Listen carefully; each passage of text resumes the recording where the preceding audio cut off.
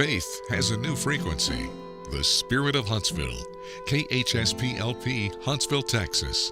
Spirit 94.3. Making disciples of all nations from here to the world.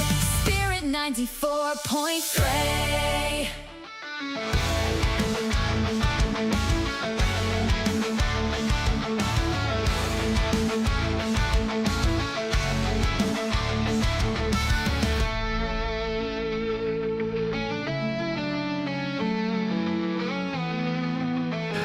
All right. Oh, that was loud. Welcome in, everybody, as we get rocking and rolling here. Y'all didn't hear it loud, but I heard it loud in my ear.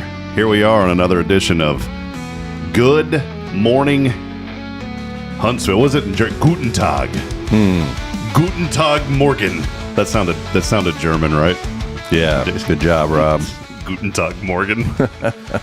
We are here. Thanks for hanging out with us on this very thankful Thursday. This is Good Morning Huntsville. Do us a favor and let us know that you're out there this morning. People are already starting to chime in, and it's always great to hear from all of you, including Jamie Saucier, Kyle Kreiner joining us already as we get rolling here on this thankful Thursday. And as we are here, we want to give special recognition to our underwriters. This program would not be possible, and this station would not be possible in part without the support of Elliott Herzlich from Elliott's Jewelers. They're online at elliotsjewelers.com. By appointment only, and also First Baptist Church, a harbor of hope, here in Huntsville, online at fbchuntsville.org. Well, I am here with as always, Pastor Jason Bay in 3, 2, 1. There we go. Oh, hold on. I got too excited. There we go. There we are. Right. We're live. We got a new little TV over there. Rob, you're uptown. We're trying to.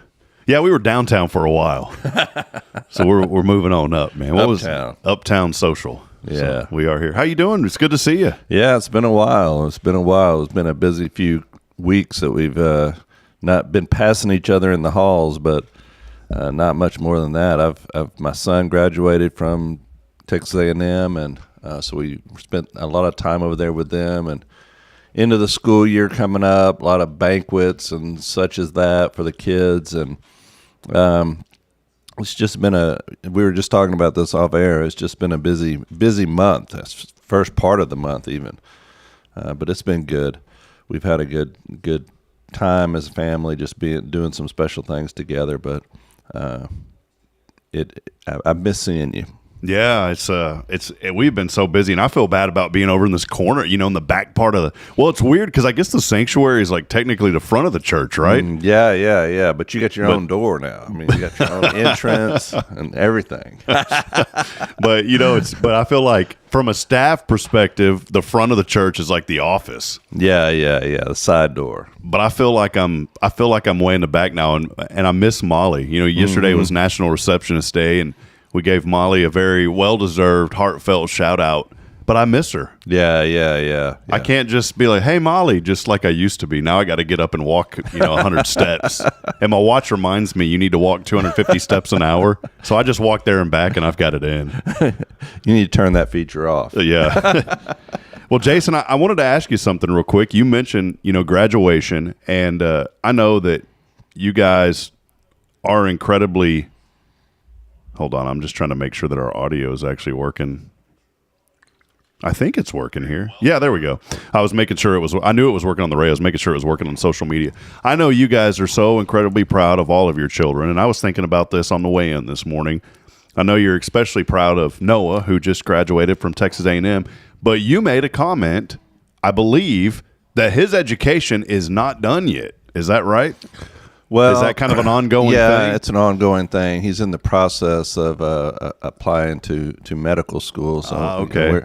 We're proud of him. He's done well, and all the kids have done well. We're proud of them all. I got 3 of them at A&M, but one just graduated, thankfully, and then the other one, my second oldest, is he's doing his internship in the fall, and so he'll go away he's going to do an internship with a construction company in Dallas for.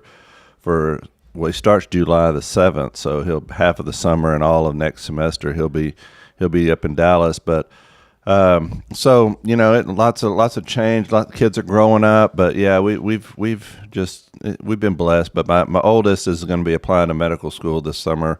It's a long process in which they go through. The residency and all that stuff. Well, too, right? Afterwards he'll apply.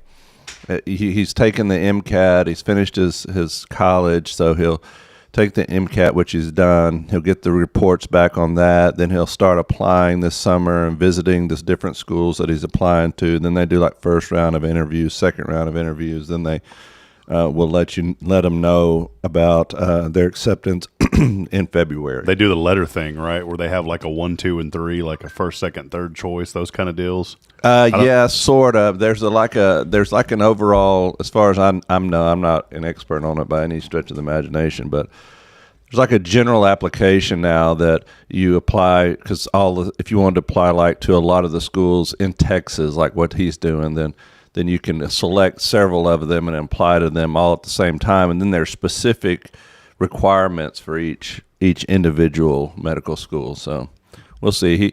There's a couple of them that he's really interested in, but we'll see where the Lord leads and what doors open up. Well, and your other son, you'd mentioned a construction angle. Yes. And you said Dallas. Mm-hmm. And so immediately, and I just saw Quentin Glaze, and his logo is that Cowboy star. So my question is, did Elijah get to interview them a little bit? And if so, was one of his questions, do you guys do any work for the Dallas Cowboys?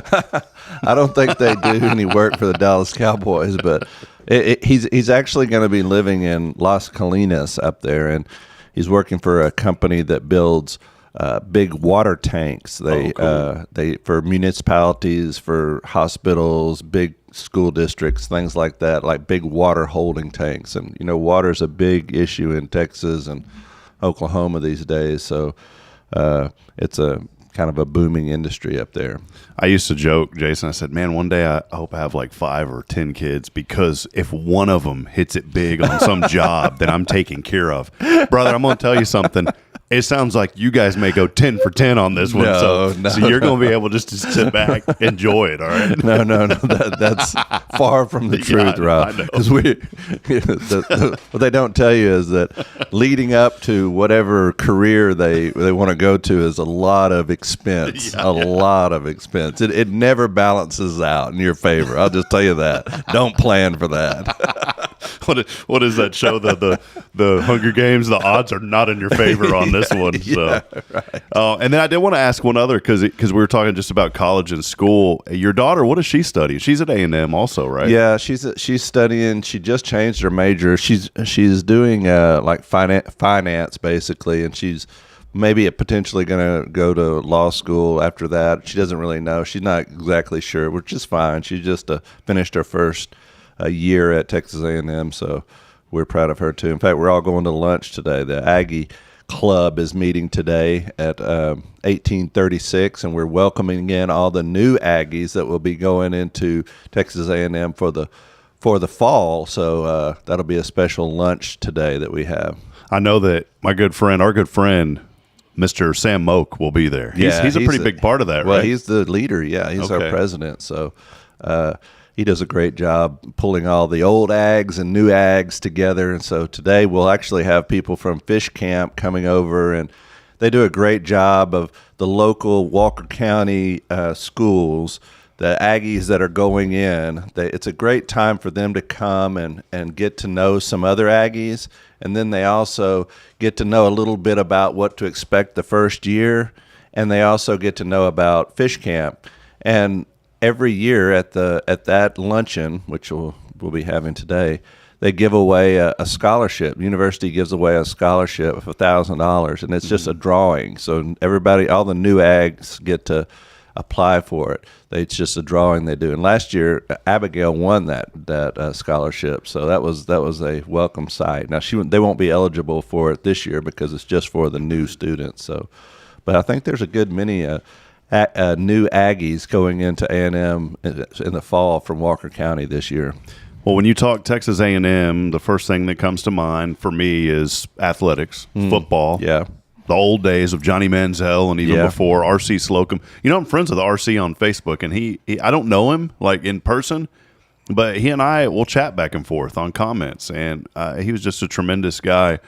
But I think about the athletic side of Texas A&M, and you just mentioned the meeting today, and something that's really neat is you think about the culture and the history of programs like Texas A&M University, and it got me to start thinking about something, that there is a family atmosphere when it comes to a university like Texas A&M, even here in Huntsville. And I know that we have a global audience. We literally, when you walk through the studio, it says from here to the world. And we take that very seriously because the Bible says, go and make disciples of all nations. And so, we spread the gospel through this station, but we talk a lot about Huntsville. That's our local commitment. As we do serve a global audience, we talk a lot about our community. That's what the station was founded first and foremost for, was community. But Jason, I think about this, and the point that I'm making is there's a family atmosphere, just like at Sam Houston, the university here. You mentioned the old Ags and the new Ags. Well, there's man, some people don't realize that I'm doing a morning show and they blow up my phone 20 times in a row. And I know who that is. It's a friend of mine. I'm going to give him a hard time later. But the thing is, Jason, even Sam Houston has the old cats. I wonder what age you got to be into to get into the old cats. Is there an age requirement of the old Ags, or is it just an alumni? No, believe me, whenever they were at the graduation we went to for my son, they were the last thing they did before the ceremony was over was the Association of Former Students president came and spoke to the students and told them about how important it was to be a part of the Association of Former Students and how important it is to give back to the university. Yeah, that's what it comes down to, right? Exactly.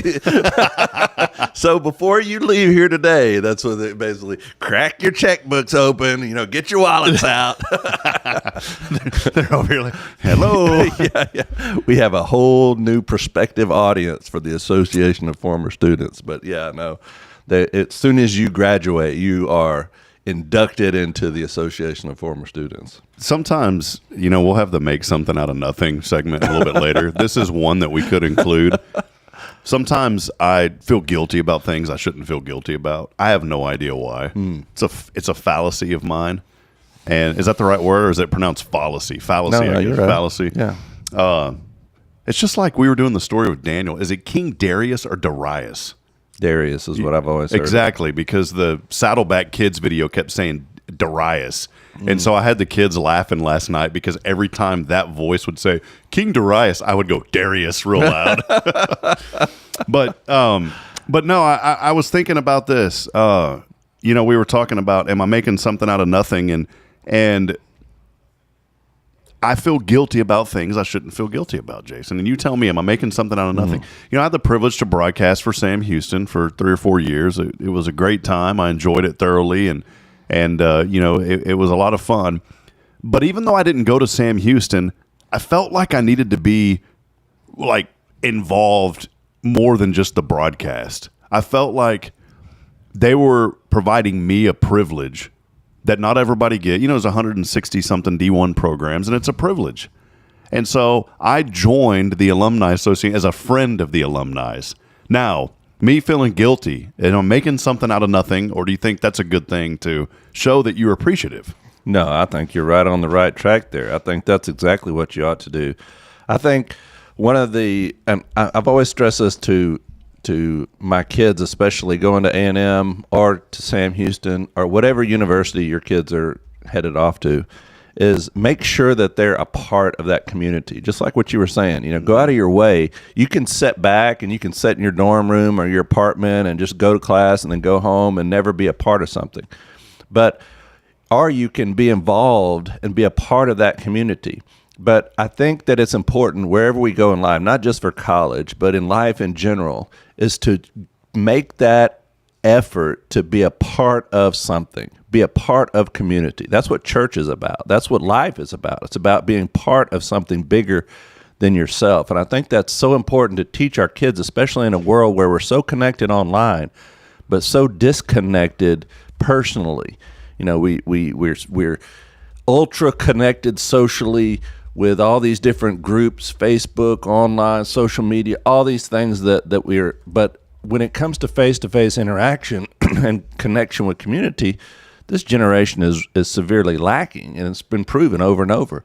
And I think so we have to teach the next generation that sometimes it's hard for certain people that are less outgoing to be connected or to go out of their way to meet people. But I think that is part of learning, is going out of your way to be connected something to bigger than you are. So I think you saying, hey, I want to be a part of this association or this community or this alumni association, then I think that's exactly what everyone should expect of hey, I'm not just going to be an employee of the university. I want to be a part of that. So I think that's a value right there. Yeah, when and even to this day, Jason, I'm not involved like I used to be anymore. Just with, we have so much going on here. We're so blessed here at First, by the way, brother. I'm telling you, the Lord is just moving so incredible here. Not just at our church. We're seeing it across the community. But I do feel like, those people were really good to me, and it's not much. Let me just say, it's not enough to where I get a phone call from, the finance office. Oh, thank you, Mr. Hip. But I do get the automated email. You get the building named after you. The hip stadium. Media Center. No, none of that. But maybe the hip microphone. Yeah, the hip XLR cable. It's to the one XLR that's in the back room and never gets mentioned.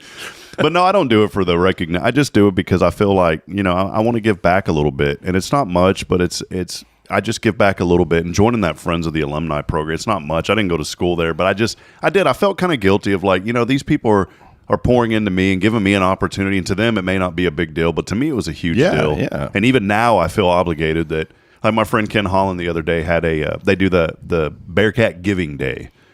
And my friend Ken Holland is a big supporter of Bearcat Athletics and also the basketball program. And he and his wife did a special match. If we'll donate dollar for dollar up to a certain amount. And so I said, well, I could easily turn $50 into $100, something like that, And so I just felt like, hey, that's a good thing to give to that fund and to Chris Mudge and the work that he's doing with the men's basketball program. So I think you're right. Maybe this morning there's somebody out there, and I want to encourage people this. Here's the inspiration, Jason. It always hits us at some point during the show that maybe there's somebody out there. Maybe it's not an organization, but maybe it's a family. We know a lot of people right now, you and I both, that are close to us and people that are even far from us through different family associations. There's a lot of people hurting right now. Mm-hmm. I just went to get gas this morning.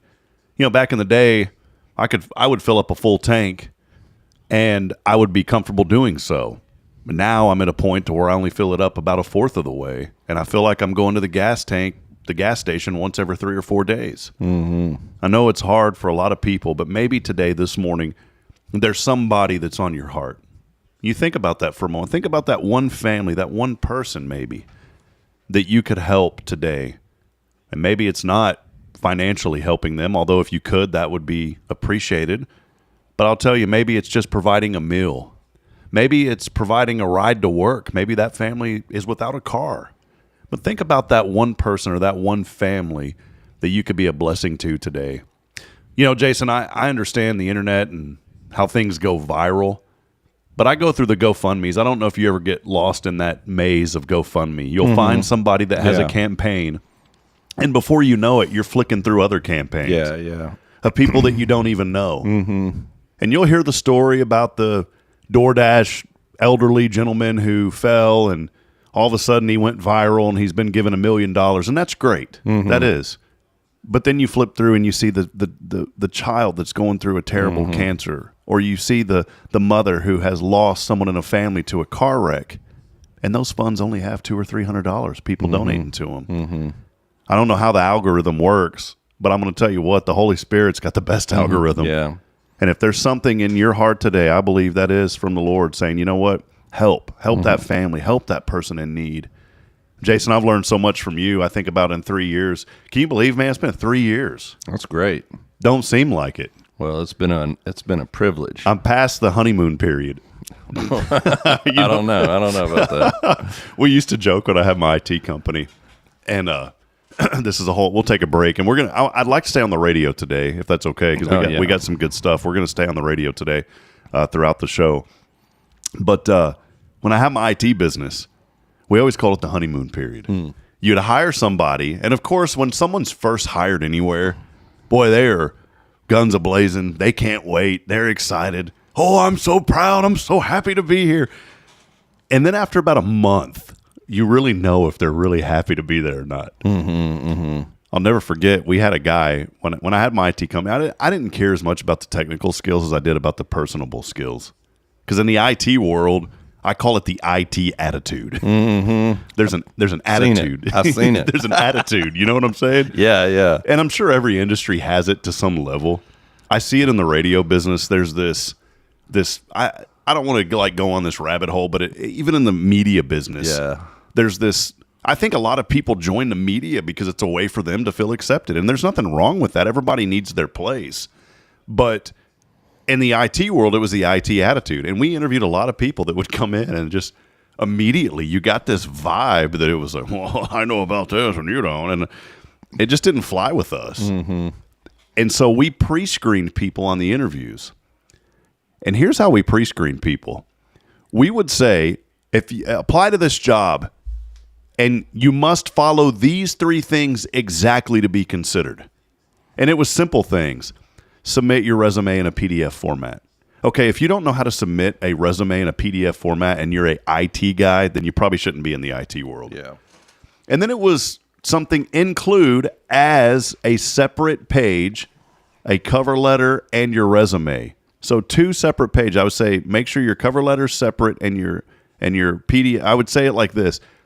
And now I'm confusing people. That's probably why I didn't accept them. No, I would say include as a single PDF, but 2 pages. Your cover letter first, your resume. Well, if you don't know how to put your cover letter and your resume into a PDF, you're probably not an IT guy. So there was 3 little things that we did. That was 2 of them. And right away, we would weed out 95% of the candidates because they wouldn't follow directions. And then we'd get to the interview. And so we typically had pretty good guys. But I'll never forget, Jason, there was this guy from California. Great guy. Nice guy. All right. He's like, I want to fly. Did I ever tell you this story? No. He messaged me. I mean, we've been on this, 760 episodes, so I feel like I'm probably recycling some stuff. No. But he tells me, he goes, well, I'd like to fly out to your facility. I'm looking around, and there's like a little pile of trash over here in the corner, and there's an old dirty mop over here, and you know, we kept the office pretty clean. Yeah. But in this particular instance, I looked around and I was like, I don't think somebody's going to want to fly out here to our facility. He thought we were like this huge warehouse of computer stuff, like 50,000 square, old school Garden Ridge. Remember that place? Yeah. He thought we were the Garden Ridge of computers, I think. Yeah. I said, Fries. You were the Fries. Oh, yeah, the Fries Electronics, man. Yeah, that's a better analogy. And so anyways, we're talking. I said, well, we don't really have like this huge facility. He goes, well, I'd still like to fly out there and take a look and get to know you guys a little bit more. I'm sitting here thinking, what's this guy think I can pay him like $120,000 a year or what? Well, lo and behold, he does fly out. He ends up moving because he wanted to move to Texas. And so he did. He flew out. And we ended up hiring him. Oh, wow. He's a great guy for a month. Okay. I don't know what happened to him, but all of a sudden he just dropped off the face of the earth after a month. I get a call one morning. Oh, Rob, I've decided I'm sorry I can't make it in. I took another job today. Oh, my goodness. We hired another guy that was a military veteran. I mean, what a great honor to have any organization that has a veteran working. What an honor that is for your organization. Well, this particular case, he must have not paid attention. He's a great man. We thought he was going to be a rock star, Jason. This was another guy. I'll never forget. I won't say his name, but I know I can just hear his name in my head right now. Nice guy. We trusted this guy from the get-go. Passed all the background, and we did background checks pretty extensively because people went into people's homes. Well, all of a sudden, he's doing great for a month, just like this other guy.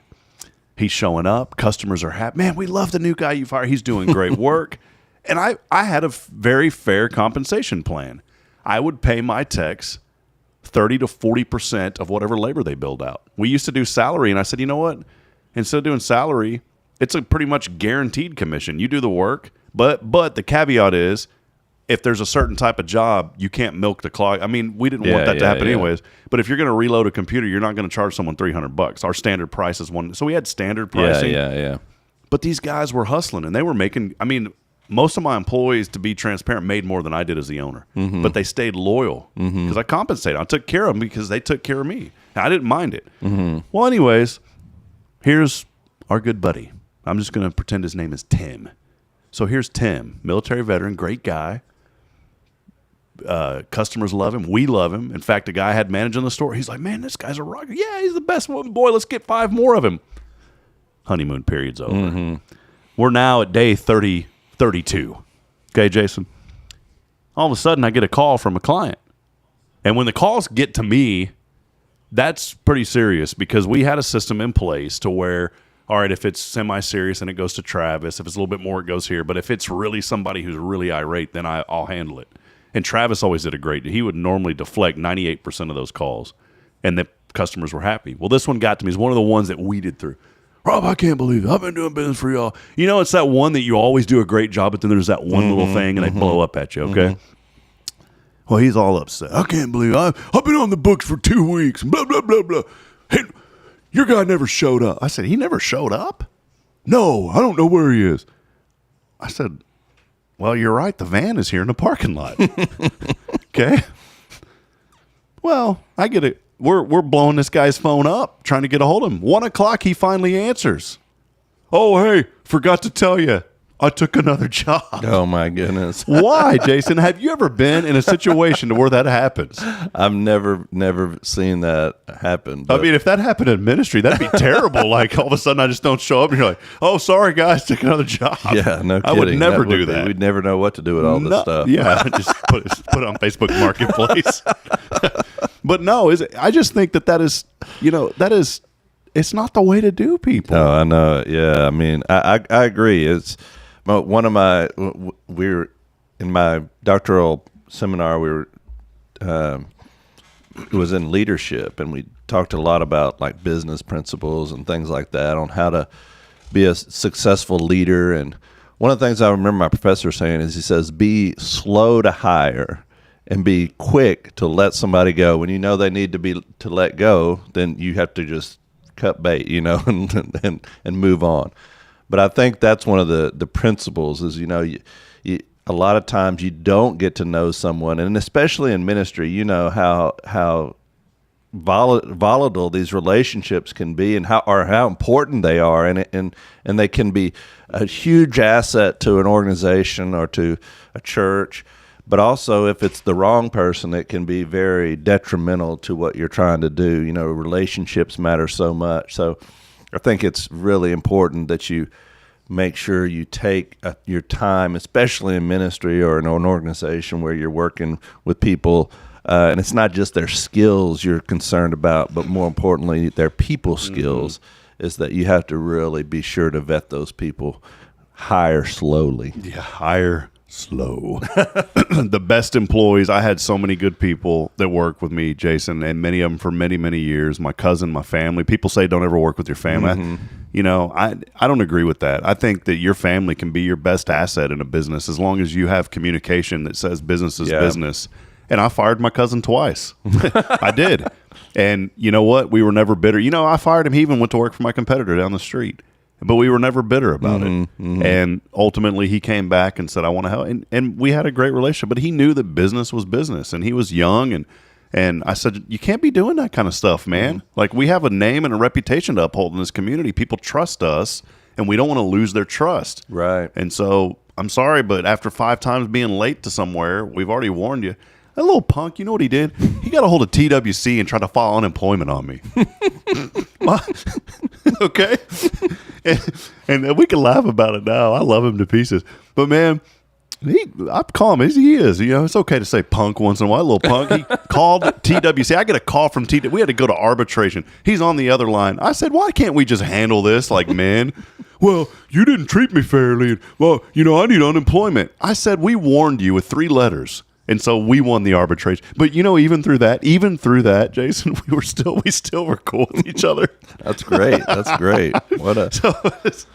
as long as you have communication. Yeah, I think that is the key. I think you're right. You have to be clear with your expectations. Yes. But my brother worked for me and I don't like to say he worked with me for 8 years. I had one complaint in 8 years, and the one complaint he had, I always stood behind my guys. If I said, if you're right, you're right. If you're wrong, you're wrong. If you're right, I'll support you all day. If you're wrong, you're going to have to figure it out on your own. And my guys were always right. And if we did get it wrong, they owned up to it, and we made it right. But a lady came in one day, and she was upset, and I'm okay with upset. I'm okay with that. But it's when you start cursing and getting out of hand that I'm not okay with that. And I understand I've blown up before and got upset. And if you do that, then at least come back and apologize. This lady didn't even apologize. And I understand everybody has a bad day, and I have grace with people. But this lady just would not stop. And I told her, I said, ma'am, you get everything right now. We're going to put it in a pile, all your stuff. And I was can you believe old Robbie over here got strict? And I said, ma'am, all this stuff that's yours, we're going to put it right here. And you just, if you can't cool off, you get all this stuff and get out. She goes, well, I'm getting out. I said, all right. Then I said, take all this, get out, and don't ever come back into our store again. And I said, please go leave a negative review. We'd love that. Because we're only at 4.9 stars. We need to get down to 4.8 to look more authentic. So I said, please leave a negative review so we can respond to it. Oh, I am. And she was cussing. I mean, just irate. And it was nothing that we did. And she never left that negative review, Jason. So you never know what happens, man. Yeah, you never know. Well, hey, before we take a break, a couple of things going on here in Huntsville. A really important one today that I wanted to highlight. Two things. One of them first, our friends at HISD, the Board of Trustees, they are having a special meeting tonight. This starts at 6 p.m. promptly. I'd encourage you to get over to the Performing Arts Center early. The PAC on the campus of Huntsville High School, they're going to have the normal stuff like they do at a regular board meeting, but they're moving it to the PAC because they are expecting a pretty good crowd there. They're going to have a number of students to recognize for their outstanding state-level accomplishments, and also a very special night honoring Dr. Scott Shepard. Of course, we know the superintendent, a phenomenal job that he has done. He became a quick friend to me and so many in this community, as this is his last year. He has announced his retirement, and they are going to make the announcement of the lone finalist for the new superintendent. So they will make that announcement tonight of who the finalist is, but this will not be a welcome reception for that new superintendent. But they are going to announce the new superintendent tonight. They will have a welcome for this person at a later date to be announced. And so you don't need to RSVP, but if you're a friend of the HISD or you're involved and you'd like to go tonight, the Performing Arts Center. I really want to go. They invited me. In fact, my friend Ken called and said, hey, we'd like for you to be there tonight. But I can't make it because my wife, they have graced us with 5 positions this week, 5 shifts in a row of 12-hour shifts. Oh, wow. So she's working tonight, so I will not be able to attend, but go and be a part of that. Really, really exciting times for HISD, Jason. Yeah, it really is. It's I will echo what you said about Dr. Shepard and the work that he put in here in Huntsville.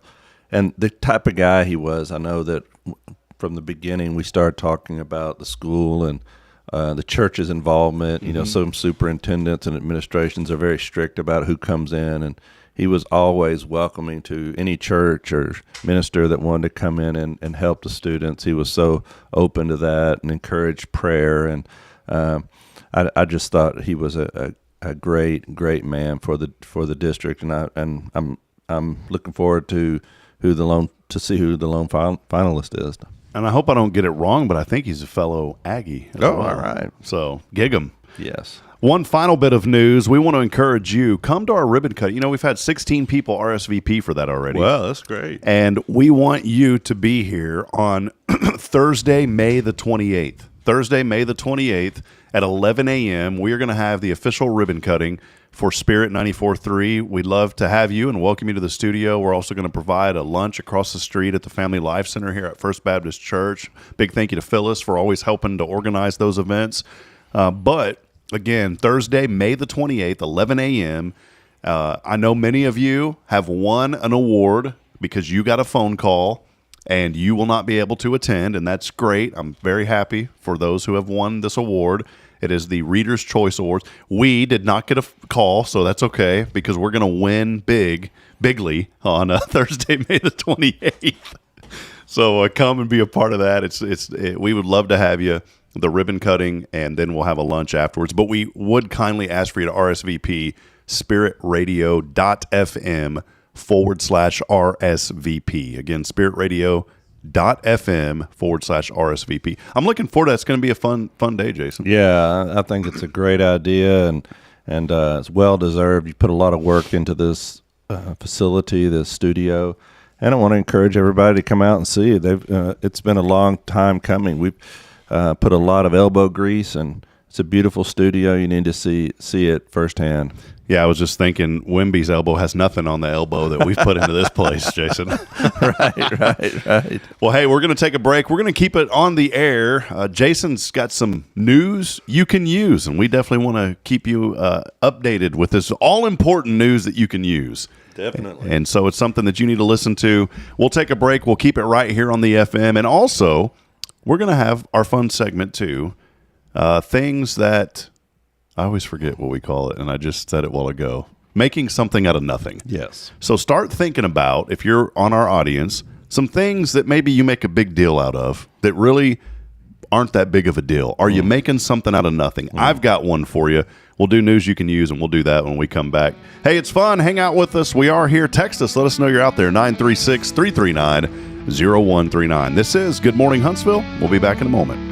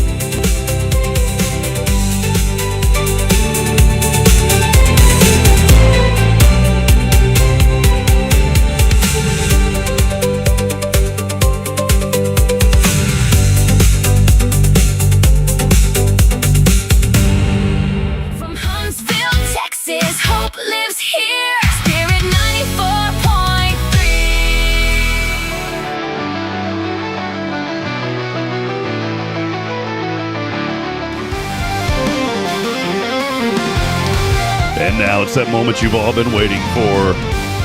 Still, Bat Capital USA, 2 million of them right across the street in the old warehouse. And now, coming at you live from Bat Capital Prison City, USA, it's Jason Bay with news you can absolutely use. And Jason, in the words of my great friend Johnny Canales from the Johnny Canales Show from Corpus Christi, who made Selena famous, you got it. Take it away.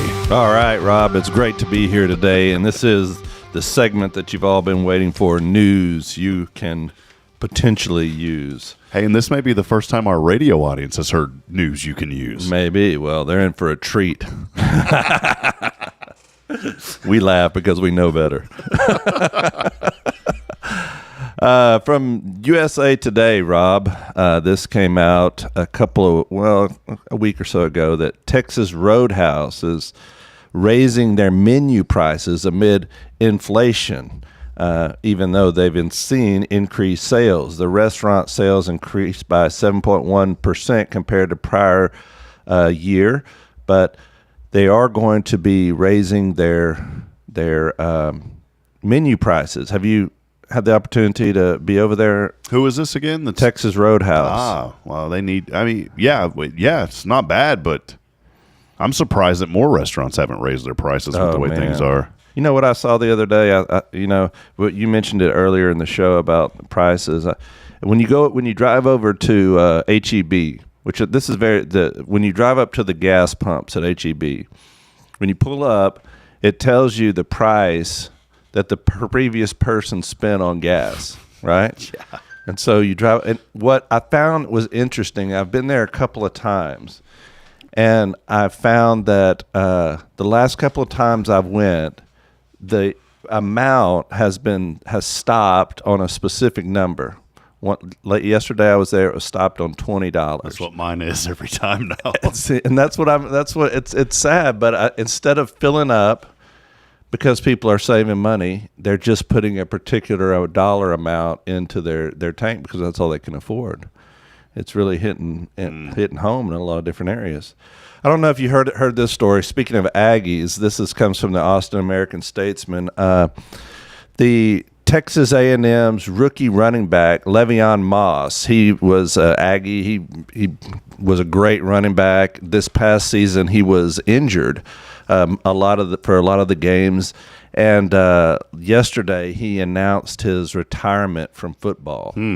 He signed as a free agent. He was expected to go like a third-round draft pick this year, but he dropped down the board, and people were wondering why he just dropped out of the draft altogether. I mean, he wasn't picked up, and then Miami did sign him as a free agent, but it turns out that he had some lingering. He failed his medical examination by the Miami Dolphins, and it looks like his career is over because of some knee injuries that he had. Pretty young guy. Yeah, definitely. In fact, my son Noah had a class with him at A&M, and he was had a history class, and they actually worked on a project together. But Noah didn't really get to know him, but he was a student there.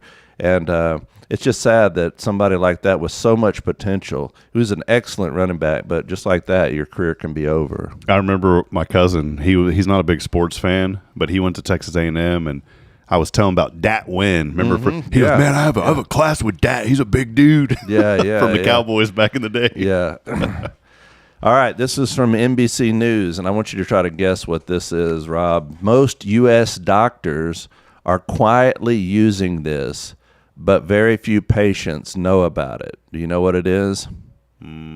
AI. Yep, exactly. Is it really? Yep. Your doctor is probably using AI, even though they haven't told you about it. Over the past 2 years, medical providers across America have quietly embraced a new AI tool called Open Evidence to help them make clinical decisions, brush up on medical knowledge, and even prepare for their license exams.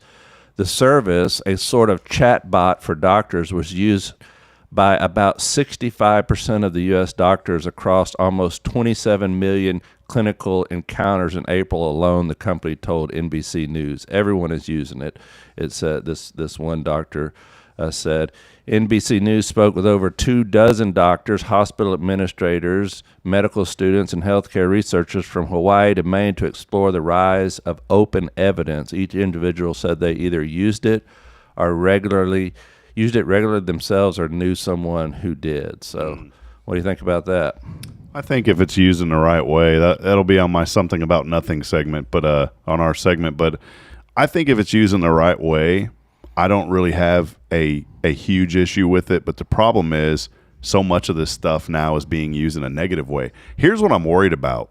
How many doctors tell you, don't get on the internet and look that up? Mm-hmm. Well, what's happening when you're using AI? You're basically getting on the internet and looking it up. But I think there is some reasoning into it now. And so maybe it's not a bad thing. You know, I really don't. As long as that's not their sole diagnosis based on the AI, then we're fine. But AI has done a lot of great things. You know, one of the greatest things that it's enabled us to do is bring Victor Wembanyama to our church on Sunday. You know, so it's really good. Yeah, that's definitely AI. All right. From USA Today, you may have heard about this a few months ago, but when it came across this alligator Alcatraz. Did you ever hear about that? Vaguely, but I don't. Okay, remember. It was in Florida. Sorry, in the Everglades. I can't speak this morning. I'm too tired, I think. But they're about to close it now because it was used as an immigration detention center that opened in the Everglades less than a year ago, and they're closing it now because they say that the facility is just cost too much to operate. So there you go. It was indicated that $1 million per day was spent on alligator Alcatraz. Wow. So started up and it ended all in the same year. Heard about some of those over there at Ratani Gardens. Remember Ratani Gardens in Florida? Leave it to Rob. All right. Scientific America. New nasal vaccines are offering better protection from COVID and flu, and there's no needle needed. This is something that's new research has found that they are now going to be giving vaccines that are more effective than the shots in a nasal spray. So next time you go get your flu shot, Rob, you won't have to get hopefully won't have to get a injection. You just shoot it up your nose. It makes me think that eventually, Jason, as we walk into public places, there'll be this mist when you walk in, and then you're cured of everything, right? Don't give them any ideas, Rob. Don't give them any ideas. It's like the air that blows the flies out. You know? Yeah. You go open a big old... Yeah, we're not long for this world. All right, this 66-year-old Mexican restaurant chain is closing more than 38 locations. Think about it. This is a chain Mexican restaurant, and it's closing more than 38, 66 years old. Can you think of what? Do we know what it is? I mean, is it pretty known? Yeah, it's well known. Fast food? No, it's a Mexican restaurant, sit down, like, Chili's or something like that. I don't know of many like that. On the border. Oh, okay. Yes. Yeah. Wow. So they're experiencing difficulty. A lot of dining chains are experiencing difficulty with the increase of fuel, increases food cost, makes their expenses go up, and that causes less people to go out to eat, and so they have higher expenses and less people dining in. So all that's look at Spirit Airlines. What happened? The gas prices overnight, man, they closed up shop. They were hoping for the bailout, and they didn't get it. I mean, I need a bailout. Yeah, no kidding. All right, this is from Delish magazine. Here's what iconic candy came out the year you were born. You won't believe how old some of these were. In the 1920s, if you were born in the 1920s, Reese's came out in the 1920s. That's my favorite, by the way, the Reese's peanut butter cups. I love it, too. In the 1930s, my mother's favorite candy bar came out, Snickers. In the 1930s. In the 1940s, if you're born in the 1940s, M&M's came out in your decade. In the 1950s, we probably could have done without these, Peeps. Oh, yeah. Oh, things are gross. In the 1960s, if you were born in the 1960s, Starburst candies came out in the 1960s. Oh, I thought it was CBD gummies. That might be the 2000s. Yeah, no kidding. We'll get to that one maybe. 1970s. This is my decade. Jelly Bellies came out in the 1970s. You a Jelly Belly? You're not a big sweet guy, though. You don't eat a No, lot but of I candy. like Jelly Bellies. Some of the flavors are good, but when you get a whole handful or so and you mix all those together, they all Taste the same. taste the same after a while. 1980s. What year were you born, That was Rob? me. This is me. This is you. Come on, be something good. Nerds. Oh, dude, are you serious? Nerds or I just said Reese's. I just called my pastor dude. Sorry about that, Jason. No. But man, that is my number one favorite candy are Nerds. I used to eat Nerds and drink 7-Up daily. This tiny little candy Yes. officially made Nerds cool. In 1983, the Willy Wonka Candy Company debuted Nerds, which originally came in split boxes featuring two flavors, either orange and cherry or grape and strawberry. Today, people go absolutely nuts of the new versions of the candy, especially in its infamous Nerd gummy clusters. And that is the number one selling candy now. The Nerd gummy clusters took that from $1 million company to $1 billion company. Well, that's skipping a little bit ahead, but that happens to be the 2020s candy, Rob. The Nerd gummy clusters is one of the good things to come out of 2020, they Nice. say. All right, so let's look at the 1990s. 1990s was the Warheads. Oh, yeah, I remember those things. You like those? Do you remember? Did you ever do those? Yeah, and they still are around, and the kids like to see how the younger ones react when they taste it for the first time. Yeah, 2000s, the 2000s High Chews. Never heard of it. They're little like fruit chews almost. It's from Japan. They were popular in Japan. It was first created in the 1970s before it expanded to the U.S. in 2008. 2010s, I never heard of these. Reed's Candy Company. Reed's Candy Company dates back to 1893 and became famous for its butterscotch and other hard candies, but the brand was eventually discontinued in 2006.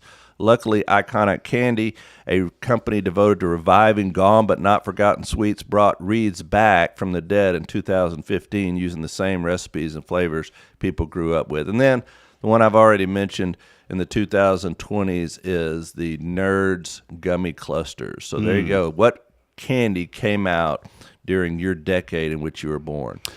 The one that I'm surprised that didn't make the list, but I'm not surprised, but surprised.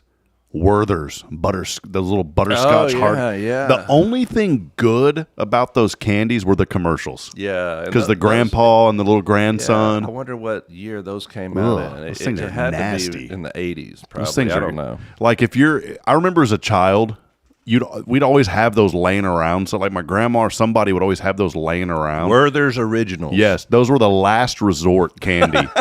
If there was nothing else, you went to the Werther's. And like I said, the only good thing about those candies was that little heartwarming commercial, that little boy sitting on his grandpa's lap. Here, son, have a Werther's. That's right. Yeah. Ugh. All right, another big change coming to your dining experiences, especially for you and me, Rob. In the USA Today was published, you want a refill? McDonald's is changing how you get soda at restaurants. The fast food giant announced in 2023 it would slowly transition away from self-serve soda fountains in dining rooms across the country, with a complete phase-out expected by 2032. Customers will be required to ask for refills at the counter. Why? What's the point behind that? Well, one of it says is like the sanitary conditions. They want to try it, but you know what it's about. It's always about the money. Yeah. They're probably, I think, if you go to a lot of McDonald's inside, a lot of them have posted on there a little note that says refills only valid for This visit. Yeah, this visit. So what does that tell you? Tells you my uncle's coming in with his 64-ounce Pico insulated mug, taking advantage of it, filling it up. Exactly. That's what that tells you, that there is a problem of people have taken advantage of the system. My dad, we went to eat one time. My dad, I miss my dad. I love my dad. But we went to eat one time, Mazzio's Pizza. I heard we had a Mazzio's here in Huntsville. Yeah, which I we thought did. Yeah. Well, there was free refills. They had an arcade there and all that kind of stuff. We had an old thermos thing that said Pizza Hut on the top. My dad one time took his knife and scratched off the Pizza Hut logo and took that thing and filled it up with soda at Mazzio's. There you go. See, there's a reason why we can't have nice things.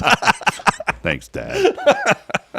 All right, this is a surprising snack. This surprising snack is actually a big contributor to cavities in kids and adults, and it's not sugar candies. Can you think of it, Rob? What is one of the biggest causes of cavities that's not candy and soda? Here it is. Think about what kids eat. There's another type of snack that dentists we talked to in this article says is just as cavity causing as candies, and in some cases it's even a bigger offender. It's snacks that both kids and adults enjoy. It's cheese snacks like Goldfish crackers, Annie's organic cheddar bunnies, and Cheez-Its. These refined carbs affect oral health more than you know. As a dentist, this dentist said, I actually see more often than candy-related decay, and that surprises parents that it's these types of refined carbs that kids are eating more and more of. They stick in the teeth, and as you know, carbohydrates turn to sugar. You know, I was just sitting here while you were talking about that. Did you ever have cavities that were filled?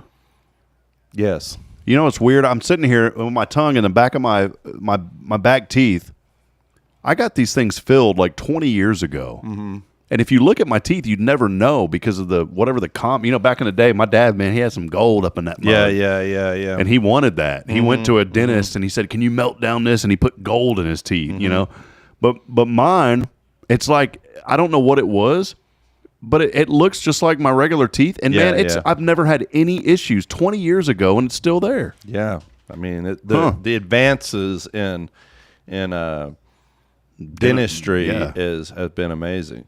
According to this article, the reason why snacks like chips, granola bars, Cheez-It cause cavity isn't because of their flavor. It's due to the refined carbohydrates like enriched wheat flour and starches. So when you give your kids the Goldfish crackers or Cheez-Its or even granola bars, and you think you're giving them something healthy, it may be actually bad for their teeth. My daughter, is 4, Jason. My little girl, she's a sweetheart. I just love my children so much. And my little girl's, my little angel. The other day I said, Braylon, are you daddy's darling? She goes, no, I'm daddy's princess.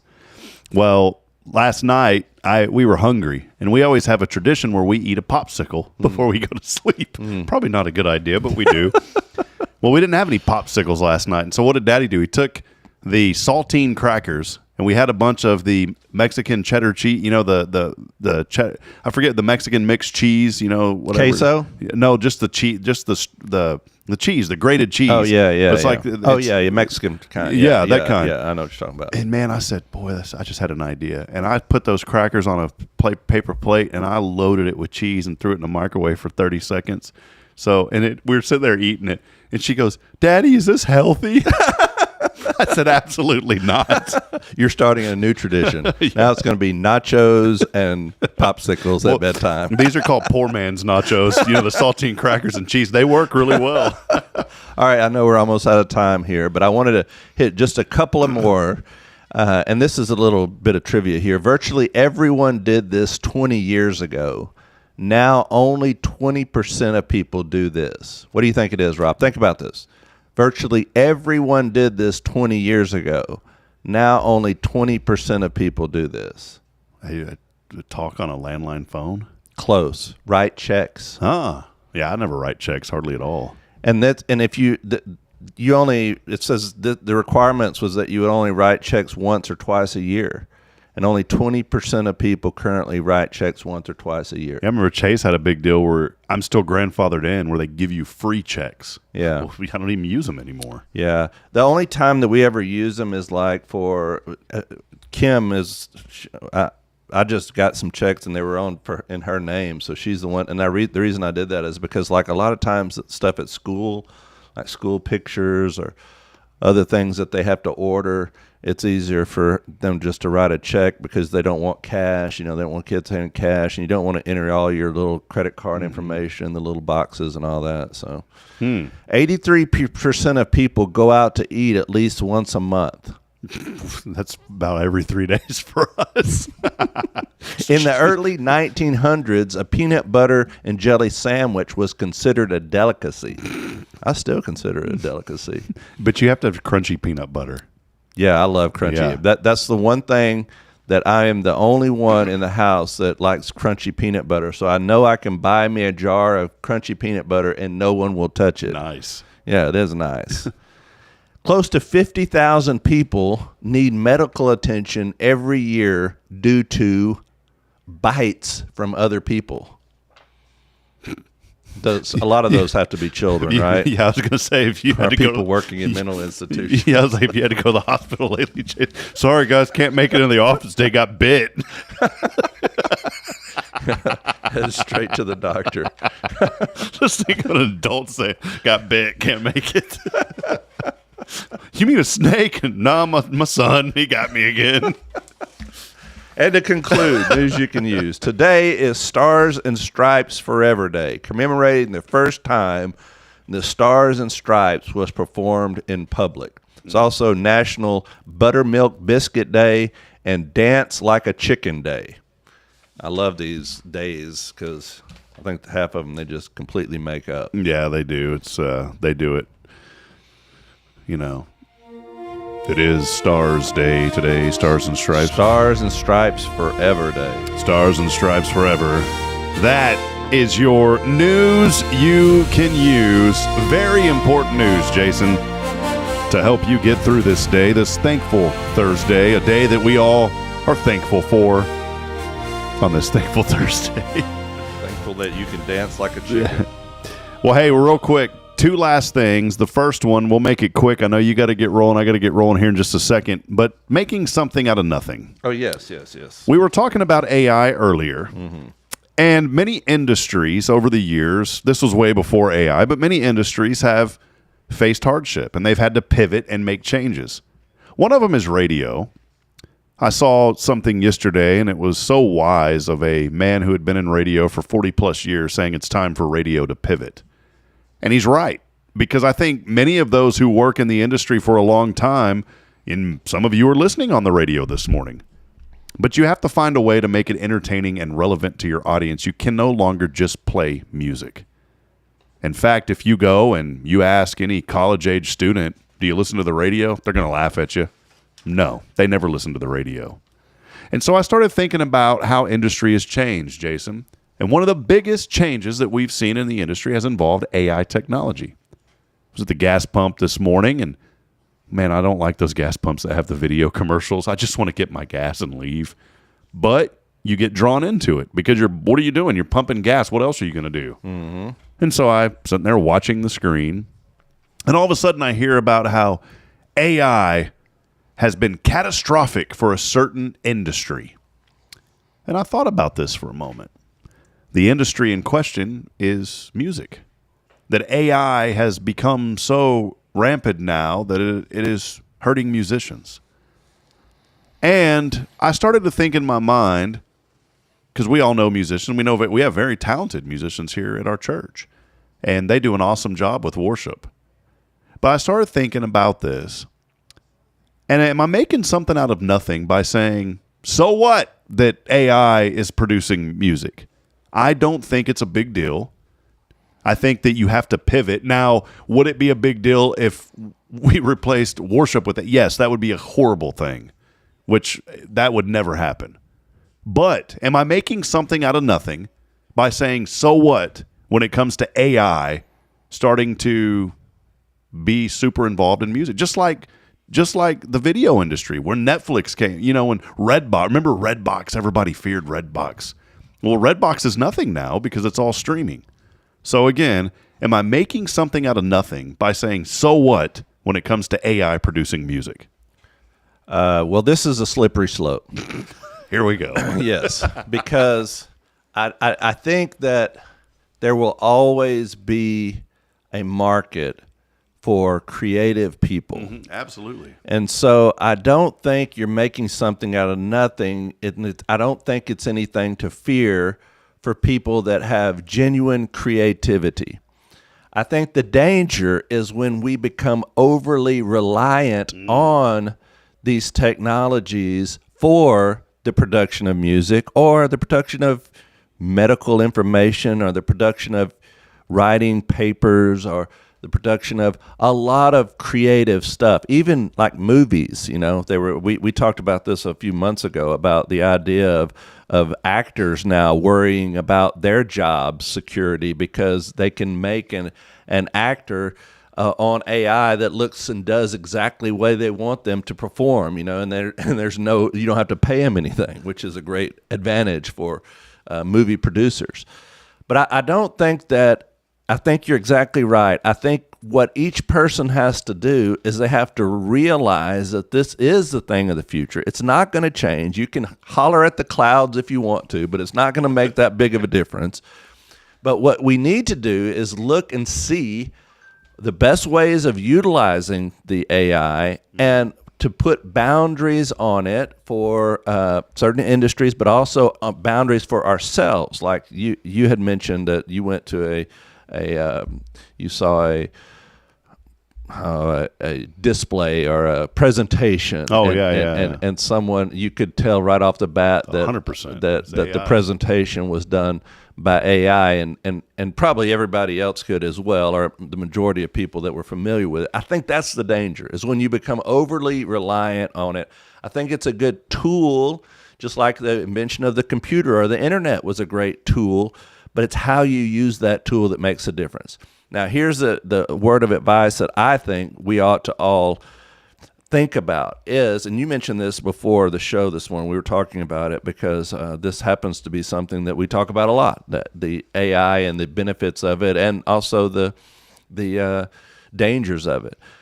I think you need to ask yourself, especially if you're a young student or really any age employee, is what does the future of this look like for my area, and how is it going to affect me? Because, as you know, we talked about this, people that used to write jingles for commercials, before they could make thousands of dollars on just one jingle that they produced. And now, boom, 30 seconds, or even that long. You type in what you want, boom, it produces it, and nothing flat. That job is going away.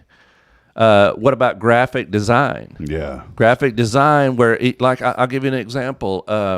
We used to subscribe to a service here that if I was doing a sermon series on a certain topic, I could search a vast library of all different graphics that have been produced, and you could take a graphic from there and you could modify it and personalize it, and that subscription service was about $600 a year to be enrolled in that, and we used it. But now what? We don't. We got Rob. First of all, Rob just types into something and what we need, and boom, it produces it, and it's one of a kind. It's unique. Yeah, and see, and this is where I chime in on this, because I was telling you earlier about the AI, and it's okay to use it, but still add your own flavor to it. So like our sermon series with the last words, I had an idea. I wanted there to be a Bible with the pages flipping.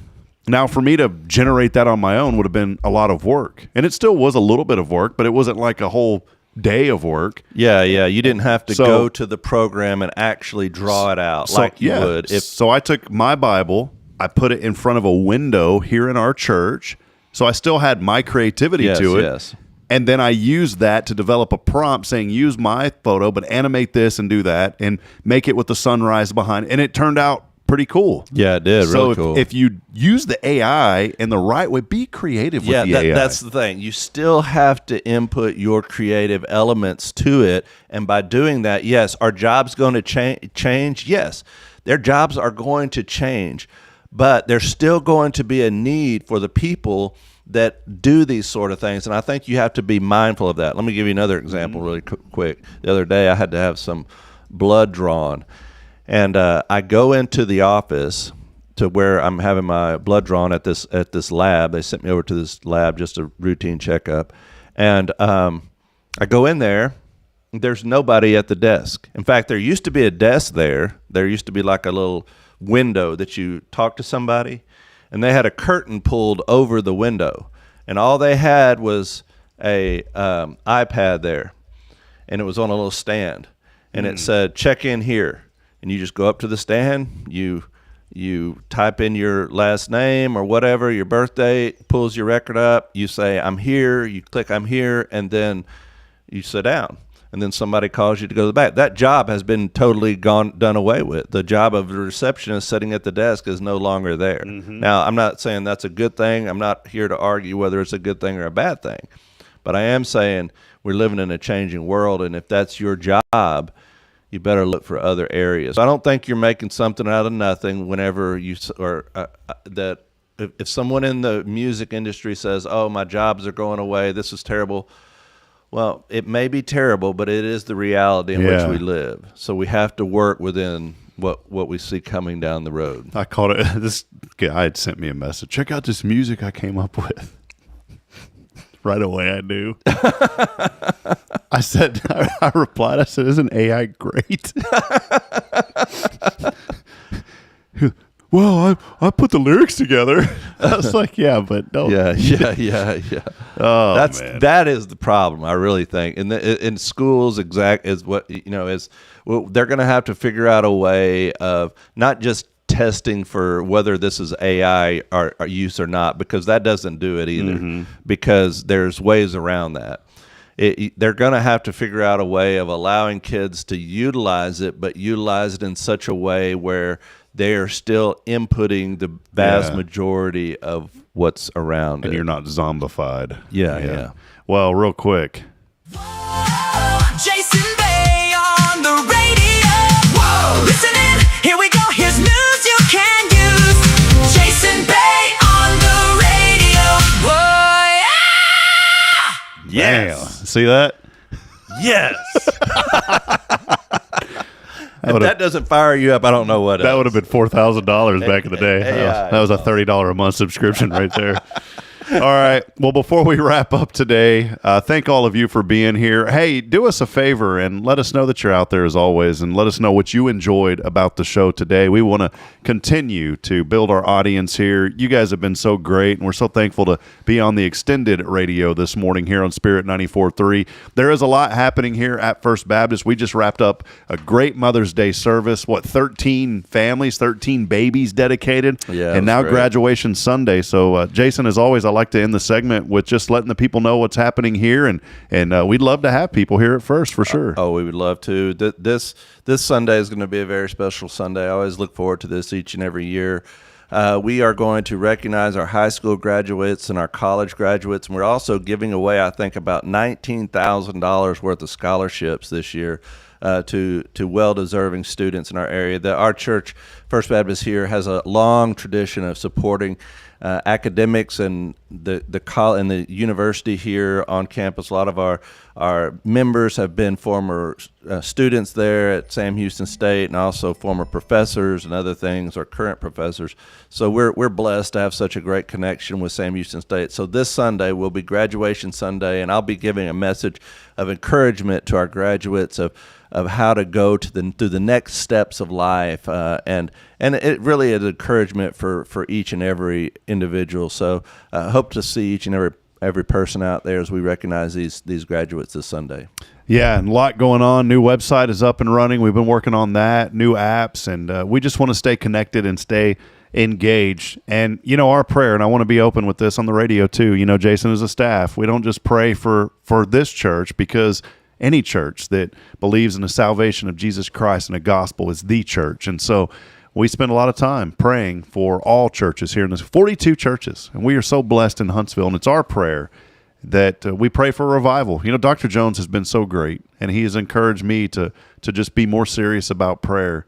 And because that is our communication to God. And I think about that a lot, Jason, and I think about praying for revival. The Bible tells us to ask and ye shall receive. That's not of worldly things, but of spiritual things. You think about, Lord, help us, guide us through this day, give us what we need to get through this day. Father, help us to stay connected to you. Help us to stay just disciplined, and help us to be aware of the things that we're doing that maybe don't honor you, because sometimes the world gets in the way. In fact, a lot of times the world gets in the way.